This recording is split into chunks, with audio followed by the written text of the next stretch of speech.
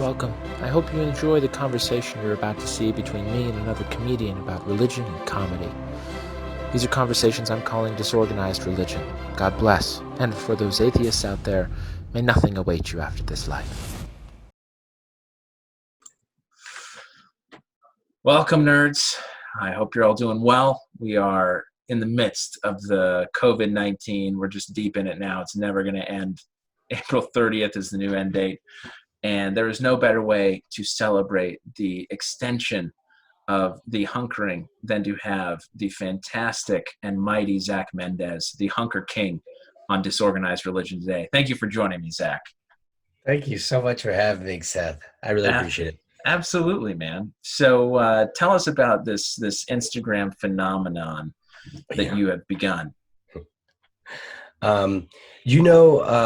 So I know for some people the hunker started at different times, but for me it was right when the NBA canceled the Jazz game. I was going to watch that night. When that happened, I realized that this was actually going to be a thing. And so I started saying, we're going to have to be hunkered down. And I was just I was so amused by the word as I kept saying it with my roommate Raj over and over and over again. I thought it'd be funny to have kind of a one man trying to run a radio station from his house. That's being filmed. But the radio, there's no radio. It's not going anywhere. He tries to fill all the positions of a news station, right? He tries to comment on fashion. And it's kind of him being shorthanded is the joke. But I love it. Well, it's like an old-timey radio show kind of feel, where there's one guy or two guys in the box doing all voices for, a bunch of different callers and all that nonsense. It's got a fun feel to it. Yeah, it is not fun for my roommates now because I've never used iMovie. And so I was doing take after take after take after take, like in the morning being like, good. And they had it. So I offered to buy them headphones so I could keep doing it. So it's on a hiatus currently. Yeah. Oh, gotcha. No kidding. Yeah. Wow. But no, things are okay over here now. Yeah, good. So it's only 1 or 2 minute clips, right? It's not. Yeah. That's all it is. Okay. Yeah. I just want to make sure I wasn't personally missing anything. It's the height of silliness and stupidity. Yeah. It's great. It's very great. And the white tie news is beautiful. Black tie news. The black tie news. Yeah. You're home for the elegant truth. Yeah. I love it. How long have you been doing stand-up, Zach? I started doing stand-up in December of last year. So not counting the quarantine time, like 15 months. I'm like a baby, I guess. So you still say the months. 15 months. Right. When you're still so young, you stay months. 15 months. Yeah. I wish we counted all age in months, honestly. Then people wouldn't feel so old, right? Mm-hmm. Exactly. You're like, what do you got? 390? Yeah, I got 360. You just lose track after a while. No big deal. Who cares anymore? So 15 months. 15 months. Gotcha. So what drew acting? Acting for about 5 before that. So. Got it. Oh, so you transitioned pretty quick from acting to stand-up. Well, yeah. I mean, I still, for the most part, I do commercials and I still go out for auditions and whatnot. And I'll get a bit part here and there. So I still do that a lot, but I've just always wanted to do stand-up. Is that right? I tried improv and I was horrid at it. Really? I did 2 years of being horrid at improv, or maybe I just never went consistent enough. Yeah. But after I went for the first, after the first 50 open mics, I was sold on stand-up. But it took 50 before you were like, no, this is where I want to be. Well, it's the only way. It's the only thing you can do where you can get better anytime you want to. You're not on anybody else's schedule. I'm not waiting for some improv group in Encino to gather in Jonathan's garage and the teacher, Tabitha to show up. No, that is true. It's too exhausting. So you always wanted to do stand-up? Did you grow up watching stand-up or? Yeah.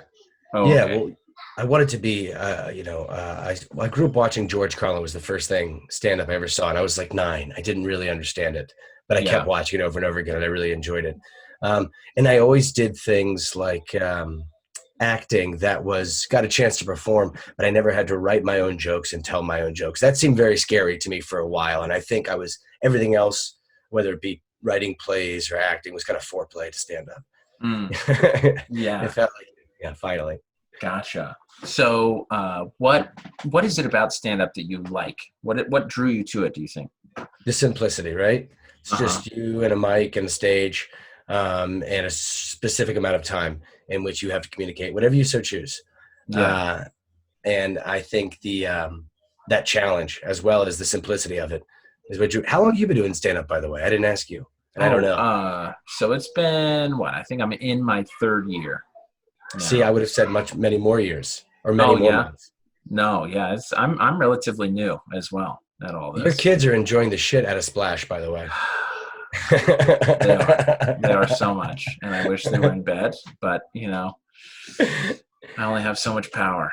It's funny. You have your kids downstairs watching Splash, and I have my roommates playing poker in the other virtually with a bunch of people. Yeah, sure. Now, my son and I got a little poker set with chips and cards, and my son loves it. He's 5 and knows all the hands. He's got his own strategy down. It's ridiculous. Now, I might be jumping out of turn with this question. If I have a question, here's a question. Yeah, go for it. This won't count as your what's the deal with Mormonism question. No. Can you gamble? No. So, but you can play the game and discuss it mentally, academically, right? Yeah. I mean, we play it, for fun. We have chips. There's no buy-in when I'm playing with my 5-year-old. And if I were to ever play, it would never be with a buy-in. Okay. Let's just play for fakesies, huh? Just for fun. Yeah. Okay. Okay. I might have a follow-up on that later, but please. I don't want to derail. Yeah. Okay. Where are you from? Did you do all stand-up in LA then? Yeah. I mean, I did stand-up when I was in college. I was at college, University of Virginia, and I did playwriting, and then I did stand-up, and I did 2 shows. And I moved to Miami, and I couldn't find a single place to do stand-up. Every time I showed up, it was a bar that was actually, having reggae night. Yeah. So I got really discouraged, and it wasn't until I came out here that I started doing stand-up again. I would always stop and start. You go out and you write one joke, and it gives you enough confidence to go to the open mic. They used to have an open mic at the Comedy Store outside. I went to that and told a joke about books. And just the looks of disappointment in the audience members stayed with you. And so you're like, you know what? I'm not going to do that for another half of a year. The outside, fully lit. 4:00 in the afternoon. Buses are going by. Yeah. I mean, that's brutal. Outdoor comedy is brutal.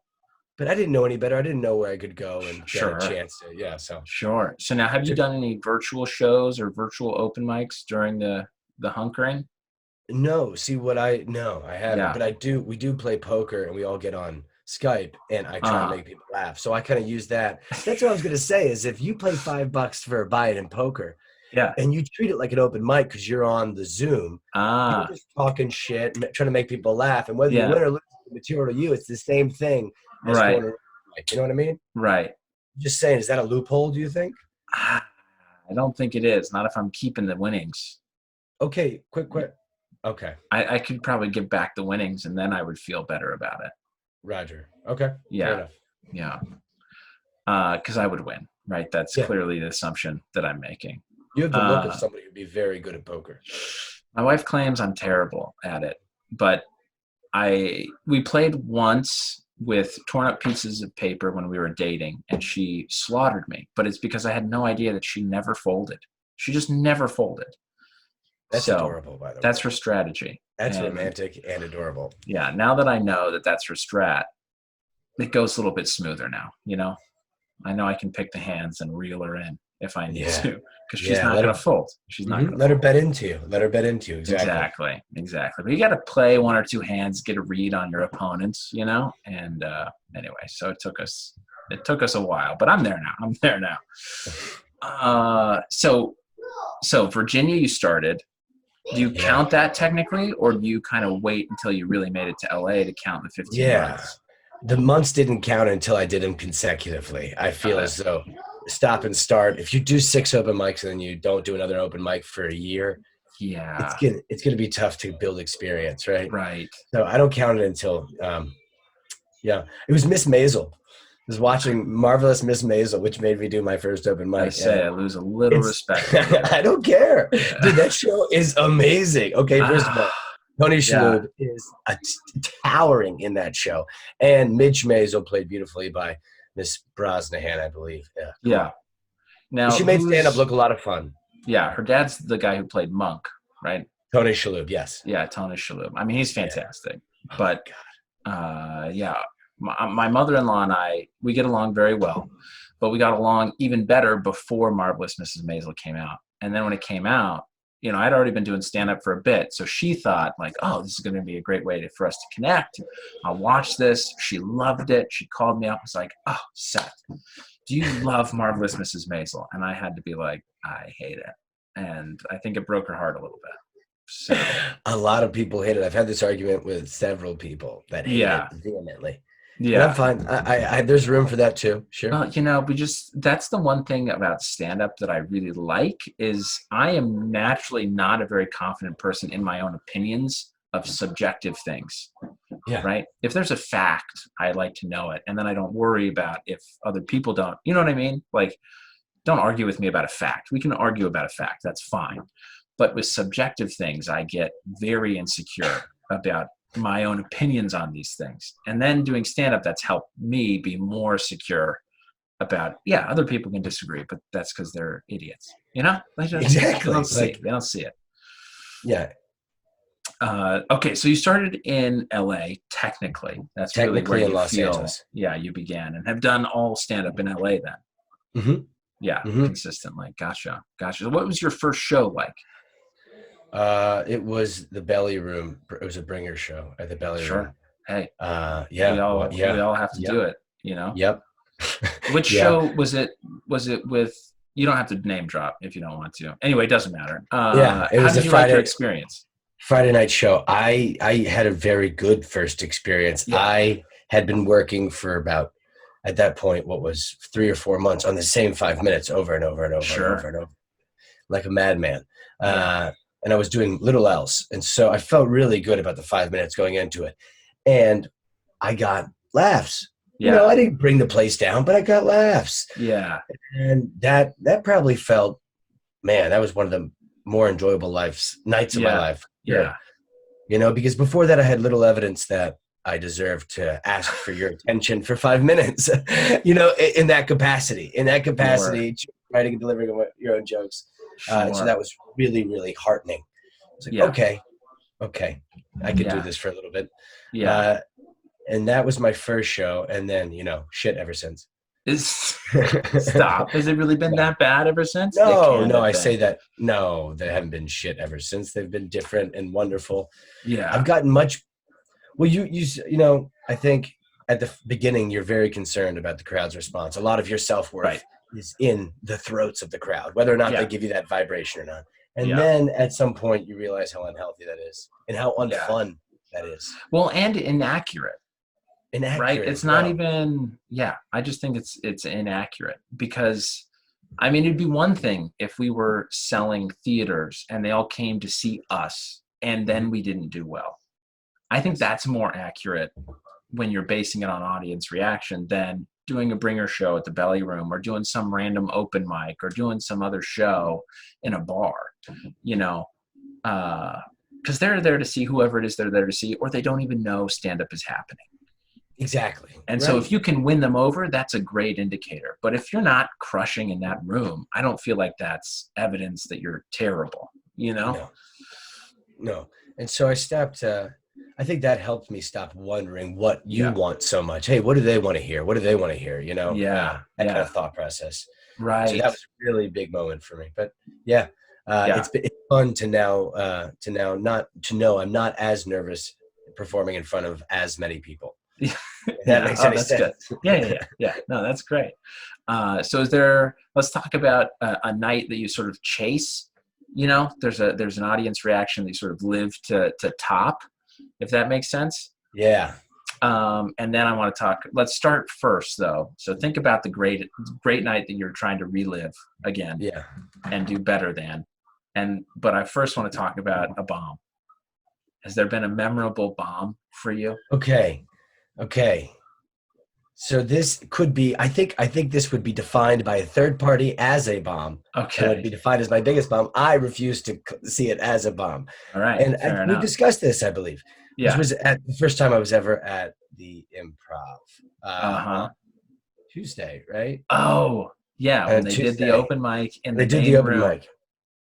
in the main room. And at that point, I didn't want to go there because I didn't want to I didn't feel as though I wanted to perform with those people. But all the people I wanted to be friends with were going to go. So I said, oh, I'll just go and I won't get picked. Sure. And I got picked. Yeah. You know, I was like, fuck. So I was like, okay, I'm just going to do my, my Spanish character bit that I do where I pretend to be my father and I talk like these. It's, you either like it or you don't. And then in the halfway through, I'm going to break and do another joke that I think will be funny. And I was getting what I thought I was basically bombing in my Spanish father. And then I switched over and I was like talking like this. And I was like, just kidding, guys. I'm not from Spain. I just came from improv. And I was just setting up the other joke. And on improv, the rain of booze sound. Oh yeah. The rain of booze. Yeah. I can still hear them in my soul today. I was there. Zach, and it was profound. It was profound. It opened up a portal to hell, I think. It's hilarious. Yeah. It was very funny. Yeah. Now to me. After that, I was shook. I was like, God, do they not like me? Am I hated? Well, there is definitely, as I've gotten more and more into stand-up, there is definitely a stigma that I did not know existed between stand-up and improv. Yeah. And I don't think it goes improv to stand-up. I think it is just stand-up to improv. There's no animosity from the improv community. No, I mean, improv people are so nice and supportive, and yes, Andy.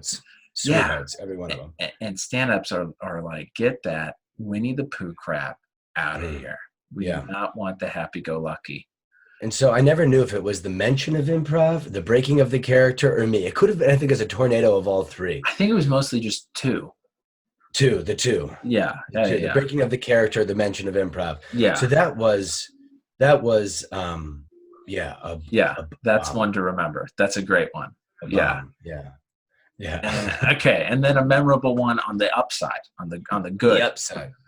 Well, I did the Ice House, the second stage of the Ice House, the lovely and kind Dave McNary show. Yeah, and it was it was 50 people there, 60 people. It was a good crowd. Yeah. And I did, start with the Spanish character and I switched. And it didn't go as bad. It went quite well. Yeah, it went quite well, the whole set. It's because normal people just support art. They are not. Anyhow, go on. But you're exactly right. But it was kind of it felt a red crowd, a more Republican-y crowd.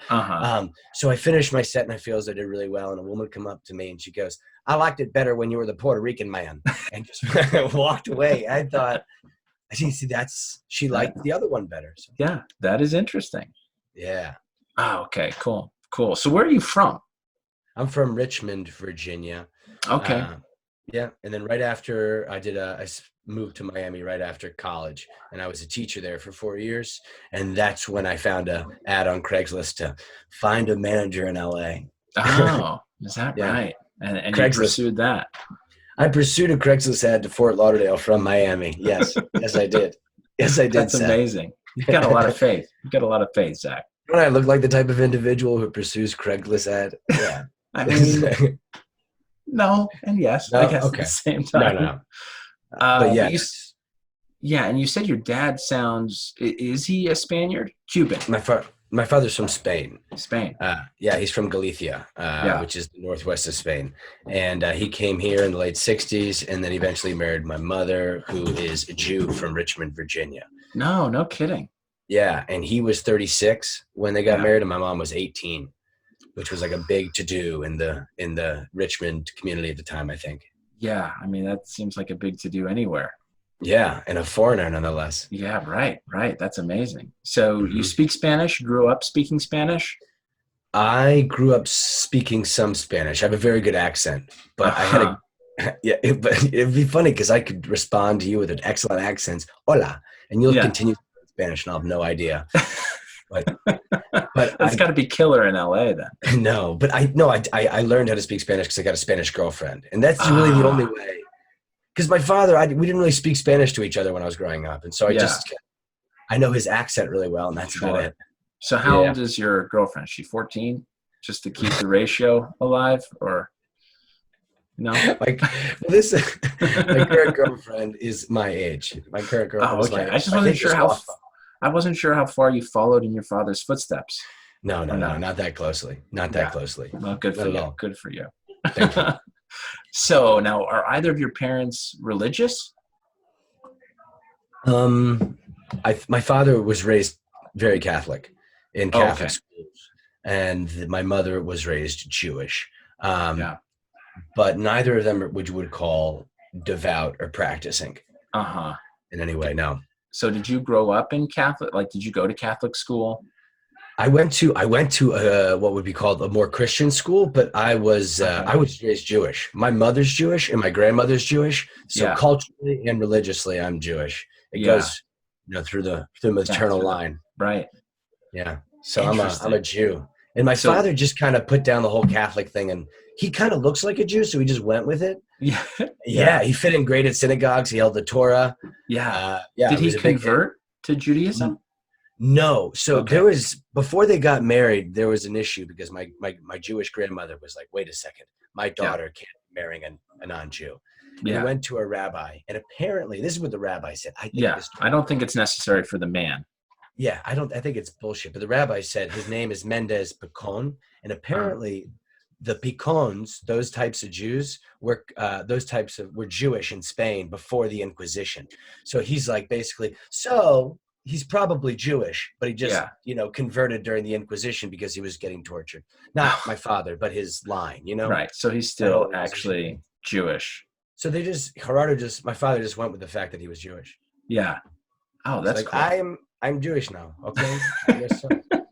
It's in there somewhere. Yeah. So did you grow up going to temple then, or just not at all? Temple. Yeah. I would go to temple, synagogue. Yeah.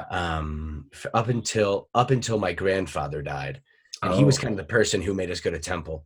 And then the Jewish side of my family and my family had a big to-do, a whole fight, a little Donnybrook, a dust-up. You know what I mean? Yeah. And they hated my parents, so they just booked it to Vermont.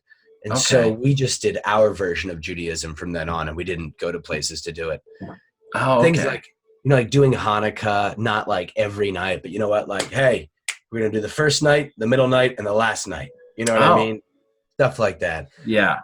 At Passover, we don't read the book, but we do hide the matzah. Things like this. Yeah. Are you following me with the Jewish traditions? No. So I know that there are 8 nights. I just don't know why you'd pick the first, middle, and last for Hanukkah.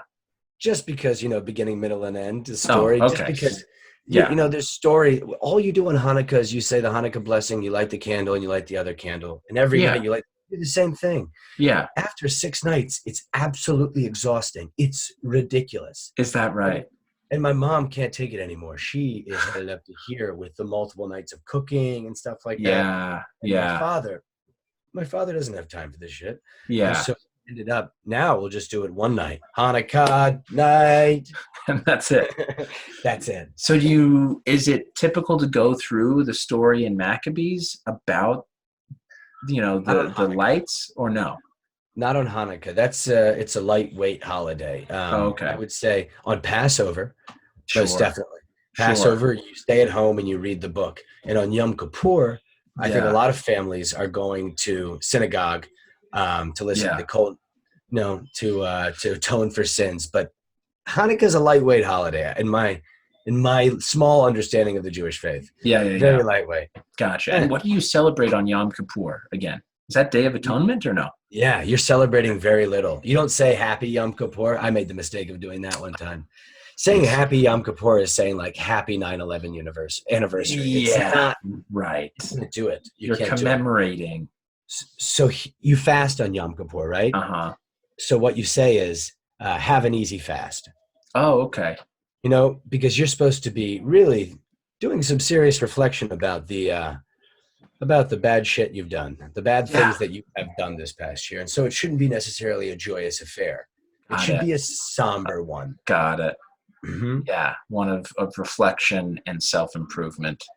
Yeah. And I actually go to the Synagogue for Performing Arts on Yom Kippur, and they have a beautiful service with a harp player who plays a song called the Kol Nidre. It's basically a song made to make you think of all your worst things. I swear to God, it is the most whining, stringing, old Russia song. Yeah. And Yeah, it makes you feel super guilty. Interesting. Yeah. They play it 3 times, and then you're atoned. Got it. And you're good for the next 50 days or whatever it is. The next year. I have such a loose grasp on this religion. That's just my experience. So do you identify as Jewish religiously still? Sure. I mean, this was a big argument between me and my non-Jewish friends, because the school I went to only had about 6 Jews out of 1,200 or whatever it was. Oh, wow. Something like that. And so they would often say I'm not Jewish because I would always fluctuate on my stance on God. And I was trying to explain to them that Judaism is both a race and religion. Yeah. Both kind of tied up. Right. You know, I'm a non-practicing Jew who has other ideas about our creation. Yeah. That's how I describe myself. So when you say your ideas of God would fluctuate between, I mean, what is the Jewish idea of God? And then what would your idea of God be? Again, from my limited understanding, the Jewish idea of God is expressed in the Old Testament, right? He created the chosen people, the Hebrews, and he is both, he is one, and I don't think we have a hell, right? Yeah. We've got the commandments in the Old Testament. Yeah. Those are important to us. Yeah. And the Jewish God is one that you have, I don't know, he's the same. I think it's the same God as the Christian God. I think it's like Pepsi and Coke. I think it's the same exact God without the hell. And without all the stuff he does in the New Testament and without the son. Right. It's like God before he had a kid. Right. Okay. You know? Got it. Bachelor God. And are you still, I mean, do you still ascribe to the idea of waiting for a Messiah or no? No, and that's just because I'm impatient. No. Like the one defining characteristic of the Jewish people. It's on, and I can't even tell you whether it's on Passover or Yom Kippur, but we leave a table, and I think it's on Passover. We leave a seat open at the table. Yeah, for Elijah. Yeah. You know, which I always thought was, you know, some see it as optimistic. I see it as delusional. I don't think he's coming. You know what I mean? It's like, I always thought that was, but no, I don't. I'm not. That's not my version of God. No, the Jewish. And I think the Judeo-Christian version of a singular, separate God is also not in line with what I believe currently. Okay, but that's the place that I came from. I think for a long time, up until maybe I was 11 or 12. That's what I did believe, in a singular, separate God. Okay. But, you know, everybody gets, like my sister got bar mitzvahed, my brother got bar mitzvahed. In the age of 13, for some reason, I told my parents I didn't want to get bar mitzvahed. Oh, okay. Because like, you become a man. I didn't have hair in my balls. And so, like, why am I going to get bar mitzvahed? It seemed ridiculous to me, patently absurd. So I avoided that. And then I kind of started thinking about other religions and other versions of God that might have suited me better. Sure. So what was your shopping around experience like? What kind of other ideas of God attracted you? Well, we had religion class when I was in, I think almost a freshman or a sophomore. I studied Kabbalah, which is Jewish mysticism, for a little bit. Oh, okay. And then we studied Buddhism to some extent. And then we take a really deep dive into Christianity. Yeah. Which was great. I really do. I have a lot of respect for many religions, and Christianity being one of them. Yeah. And I really enjoyed that. But then we had to write a paper, and in that paper, I created my own religion when I was younger. Oh. It was called Scientific Jewish Optimism. Oh, okay. Interesting. Yeah. So what were the tenets of your faith? Oh my gosh. Nice. That was awesome. Scary. Tenets of my faith. Where is that? By science, we can understand our world better. Okay. Right? And through practice of the Jewish moral system that's already there. The 10 Commandments. I didn't have to write anything else, Seth. It's already there. I'm not trying to reinvent the wheel. You know what I mean? Fair enough. If it works. By practicing of that, you can know yourself better. Mm-hmm. Right? And then, you know, optimism, if you're able. Yeah. Which is just like, so it was a simple one. It was a simple one. That didn't hold on very long. And that was right before I went to college, which of course, you know, I went through my hardcore atheist phase. Sure. You have to, right? I mean, I guess. I don't know. I never really went through that phase. No. But I can understand it. I can understand going through it, wanting to explore that idea. So what about, I mean, okay, so what about now? So you were atheist in college, and now where do you fall, do you think? I am. I do believe that God is a verb and not a noun. Okay. So what do you mean by that? Well, when I first moved to Los Angeles, it was the first time in my life that I had been separated from all of my family, because at least in Miami, I was living with my brother. Mm, But now in LA, I was like 3,000 miles away from every them, from all of them. And I had very few friends. And yeah. so I was experiencing intense loneliness for the first time. Mm-hmm. And in a little bit, and so I would, the way I would go to sleep at night is I would think very hard about hoping that good things happened for all of my family members. Okay. Yeah. Just think about, I hope my brother tomorrow at the hospital, all his patients get better. I hope my sister's students learn something. I hope my father's patients get better. I hope my mom, all her animals are happy, or whatever it is. Yeah, right. Sure. And I sure. realized that I was praying. Yeah. Just not to a person. Yeah. And I had made fun, especially just coming from kind of like a collegey time in my life, of the act of prayer for so long. Right. And that made me reassess religion very seriously. Was there a catalyst, like a turning point, a catalytic moment that moved you back to this sort of focused meditation prayer? I don't think it was a catalytic moment. I mean, it was just, I was living in freaking Van Nuys, which, first of all, so you were lonely and desperate. I was lonely. I was in Van Nuys. My mattress was on the ground. Yeah. I hadn't gotten my foothold here in any way, shape, or form. Yeah. I was a much more immature version of myself. So I just found myself in a lot of tough situations I hadn't fared before. And gotcha. Yeah. And I just think, being weak. Yeah. I think often a lot of the stories that I've in the Bible are about people finding God in moments of weakness. Sure. Yeah. And I don't think that that's to say that is that religion, preys upon the weak. I just think we're more easily.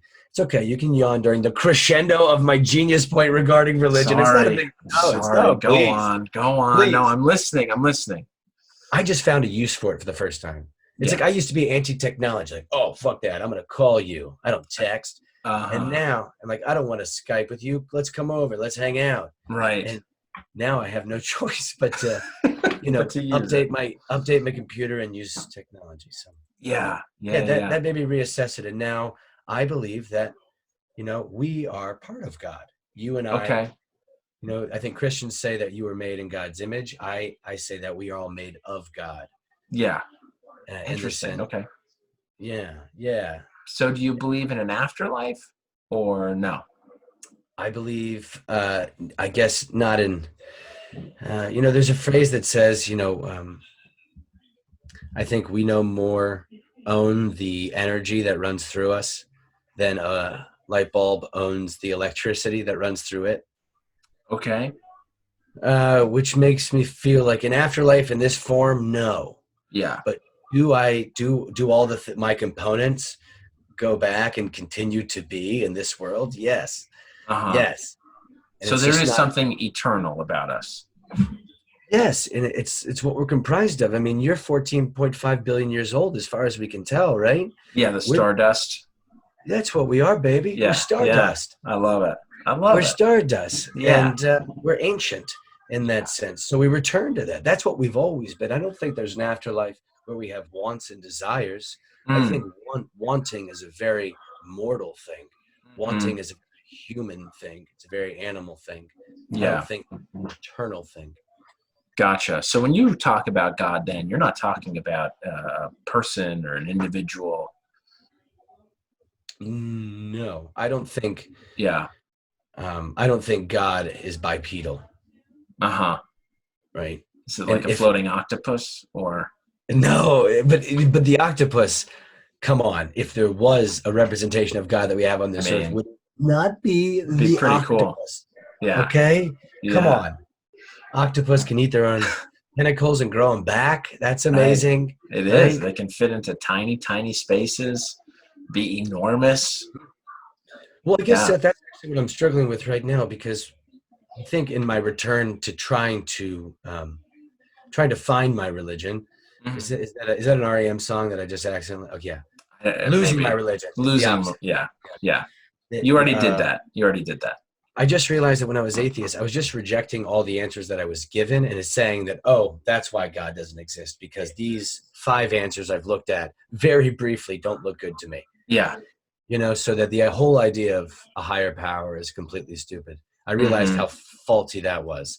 And so the best of as I sit here thinking about it, yes, God is not a separate, that's what I mean. I don't think God is a separate thing. I think we are all part of God. Right. Okay. So it sounds like you sort of ascribe to more of a nirvana-ish idea of sort of coming back to God at the end, or is... We die, we go into the earth, and we get to experience the blissful nothingness that we've experienced for the first 14.5 billion years of our life. Got it. Okay. So it's before birth. That's the theory you ascribe to. Oh, yeah, that we have just non-consciousness. Sort of nothing. Non-consciousness, nothing. Yeah. Black, yes. Got it. So do you find that idea comforting? Because to me, that idea is not very comforting. But for some, it is, and I can understand that. I do. One of the things I say to myself before I'll go on stage is 14.5 billion years. Interesting. Just to remind myself that I've been around here for a while. Yeah. We all have, and I'm going to be around here for a while, and this is a moment in a very, very, very long span of time. Whatever this moment happens to be. But it's not from what I gather from what you're saying, the moment, though, is this is all you know. Because you don't know before, and there will be no after that you will be conscious of. So this is... What do you mean I don't know before? I know before. No, okay, tell me a memory of before Exactly. Birth. Because memories, so humans, right? Consciousness is comprised of our memories of our pain. That's how we get our identity, right? And our joy. Memories and joy. Mostly pain, right? Right. I ascribe to the Judaism coming out of you. No. I ascribe to the Westworld version of consciousness, the bicameral mind, right? One that completely gauges consciousness by its moments of pain. Okay. Right? That's a very human identity. Yeah. So if you just don't remember an identity that you had before once. But if there's nothing that you remember before and there's nothing you will remember after, then this is all you will remember. This is all you will know. So that moment is infinitely important. It's not just a little this is all I will know, but this is not all I will be. And I think we're obsessed with knowing and having things in our head and controlling. I think I don't know, maybe so. I feel like we're more obsessed, and my idea of the afterlife is more centered around experience. What do you mean experience?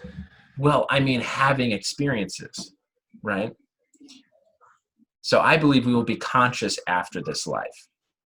In Seth form. Right. I will still be me. And what? And it'll be an upgraded life. It'll be like life. Yeah. But better. Yeah. Less pain. Less pain. Right. Depending on how good of a person we try to be and are here, less pain after. Yeah. On a sliding scale? Yeah. Very seriously. Yeah, very seriously. The ledger is that specific and that numerical. No, I don't think it's necessarily a specific, tit for tat, God is keeping score. I think it's more, so in Mormonism, we believe that there are tiers in heaven, levels, if you want, what we call degrees of glory. So those who are not very good people here on this earth will actually go to the lowest level of heaven. And hell for Mormonism is relatively very small. Very few people go to the traditional idea of hell in Mormonism. So almost everybody gets to go to heaven. It's just you don't get to go to the top one. Right. And in Mormonism, the very top one is man and woman married together forever and making worlds and other spirit children to go down to those worlds and take on physical form and do what we do right here. Oh, I love that. Yeah. So for me, it's about experiences after this life, things that we will remember after this life. And in Mormonism, we believe we will also gain memory of before this life, after this life. So I think experiences are incredibly important. And if you can't have memory, then what is the experience? And maybe it's just, my understanding of what you're saying is just limited given what we call time and experience in this life. Do you know what I mean? Yes. And also what I'm saying about what I believe is completely incomplete. So it's very difficult. You're trying to stab at it and poke at it. I'm like, fuck, I don't know, man. Yeah. Well, that's fair. And that's fair. Because currently I ascribe to, I made it my own religion again, and it's kind of a joke, but it's not really a joke. It's called the Church of Doubt, right? Okay. And we DAO? Doubt. Oh, doubt. I thought you said Tao. Okay, like Taoism. Okay. Yeah. Like or TAO, but yeah, doubt. Okay. Doubt, like the band, the early like No Doubt. Band. Like No Doubt. That's exactly. Yeah, No Doubt. Yeah. The Church of Doubt has two tenets. Okay. The first tenet is I don't know if there's an afterlife. Yeah. But we'll worry about that when we get there. Sure. Fair enough. Right. It's just, and then the second one is you have to see the car in order to call shotgun. Okay.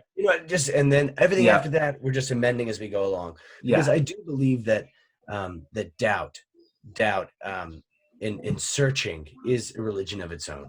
Mm-hmm. And because I do believe that certainty usually is the seed of all the bad things that does happen. It's the seed of a lot of really good things too. Yeah. But certainty has led to some of the most heinous things that have occurred on this earth. So So do you believe that there is a devil or a negative force counteracting whatever sort of God force you believe in? That I would assume is for the ultimate good, but maybe not. I don't know. Yeah, I mean, do you, within you, have thoughts that are impure? Yeah, right. Yeah, I do too all the time, right? So of course there is. Yeah. Of course there's right? We know that we're able to see our own thoughts and see, wait a second, that thought is out of place with my morals and my principles. Sure. So for me to say that, no, there's no negative force, well, it's within me. So that's the only okay. Yeah, so I'm very aware of the devil inside me. The devil that says that I'm better than people. Yeah. In any way, shape, or form, the devil that says that I should have something that somebody else has, or that they shouldn't have it. Yeah. They don't deserve it. Or I deserve more, or I deserve less. Yeah, I think there's a devil inside me, and I think there's a God inside me. Yeah. And I think that we've all been blessed with that inside each other. So yes, in that sense, I do believe it. But I think that they're here with us today on this plane, that they're not in a next life. Yeah. That we're pushing or pulling strings, and they're not battling each other. We are basically refereeing the battle of them within us. Got it. It's the two wolves. There's this old Native American saying that there are two wolves inside us. Yeah. It's selfishness and love. Yeah, and, a bit of the yin yang. Yeah, which one wins? The one you feed. Yeah, that's the kind of concept. Yeah. I like that. I like that a lot. Yeah. Sweet, man. Cool. Well, let me give you a chance to ask me what's the deal with Mormonism. Anything regarding Mormonism that you've wondered about or that's bothered you? Okay, so I have been jealous of Mormons for some time. Oh, okay. I think that the mission trip is one of the most brilliant and brilliant ways to knit a community together. Oh, okay. Right. And so in any community, it doesn't have to be. And I just wanted to know, are you still like best friends with the person that you went on the trip with? Are you guys calling each other all the time? So that might be one misconception. We're not sent in pairs that we stay together for the 2 years. What? It's not like a buddy cop movie the whole time? No, man. No. What were the stints like? What were the what? Stints. How many different partners did you have? Yeah, it varied. And we call them companions to avoid any confusion in today's vernacular in particular. Sure. But I had... Let me think. 7? I think I had 7 different companions over the 2 years. Sort of averaged out to, or maybe 6. It was like 4 months. It was 6. I had 6 companions, and it averaged out to about 4 months each companion. Wow. And do you have relationships with how many of them now? Man, I keep in touch with 3, 4. There were also guys that I got to know that I was not paired with, but there's a whole sort of bureaucracy with any religion, and on the mission, it is maybe somewhat amplified because you're a young man out basically unsupervised other than by your peers, which is a very interesting concept too. So we are put in districts, little groups that kind of keep track of each other. Yeah. And so there are people that I knew and served around and with in a district that I also keep in touch with, not just companions. Yeah, but I'm in touch with four or five of those. And did you? And so, should I be as lustful as I am for this program to be released nationwide? Are you saying that I should pump the brakes a little bit on how excited I am about the idea of? Well, I mean, what about the mission experience do you wish you had? Well, I did a program called City Year, in which I got to go into communities that I didn't grow up in with a team, 4 or 5 people, and we were put in a school, and we get small group lessons. And I'm still friends with all those people, and that was one of the most enriching experiences of my life. It got me to be way less of an asshole. Sure. Working with kids is really good for that, making you less of an asshole. Yeah. Or more of an asshole. You're going to go one way or another. Yeah. You're going to go one way or the other. And I think the mission experience is very similar in that aspect. Right. I mean, I found it very fulfilling. I know people who did not find it fulfilling and who it was actually detrimental to their faith, given the experiences that they had and the choices they made and how they interpreted and viewed those experiences. I think the mission amplifies whatever you have going into it. It certainly is valuable to go somewhere else, whether it's, to a different country or not, just to get out of your bubble, always beneficial. And to be focused on service, always beneficial. Those two things are great. I mean, I think everybody should do that, right? If we could implement that sort of in like a Coast Guard or National Guard capacity, it might be beneficial for our country. Like Korea, South Korea does this. There's a couple candidates who are floating the idea of some sort of national service program in exchange for college tuition, stuff like that I thought were great. Oh, interesting. Yeah. But it's also to be focused on your faith, right? And to build your testimony about the faith and about your relationship with God. I don't know. I mean, I think it would benefit everybody, but I don't think everybody would necessarily benefit from that kind of focus. No. I heard that Mormons have a game night once a week. Is this true? Like almost all Mormon families have game night once a week. I mean, so when I was growing up, it's called family home evening is the technical term for it. Yeah. And that still happens, right? I mean, now during COVID times, it's every night, man. We're partying every night together as a family. Jealous of that too. I can't convince my roommates to play board games with me.